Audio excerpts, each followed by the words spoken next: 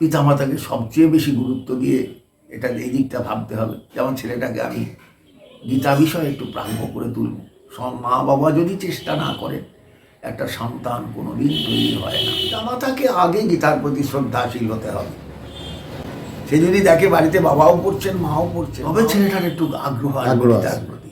পিতামাতাকে এই জায়গায় একটু যেতে হবে, নাহলে কিন্তু সম্ভব নয়। গৌড়ীয় বৈষ্ণব জগতে কুম্ভ মেলা কি মানে কুম্ভ স্নান, যে পুণ্য স্নান, এটা কি কোনো গুরুত্বই নেই? কোনো গুরুত্ব নেই, কিছু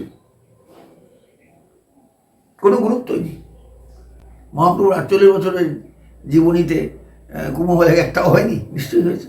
তখন এসব কুম্ভের গুরুত্ব ছিল। তাহলে কি যারা ধরেন ভক্তিপথের প্রতি স্বীকৃতি দেয় না, কোনো স্বীকৃতি কোনো গুরুত্বই দেয়নি, কোনো গুরুত্ব দেয়নি। ভগবান শ্রীকৃষ্ণ কতখানি ঐতিহাসিক চরিত্র?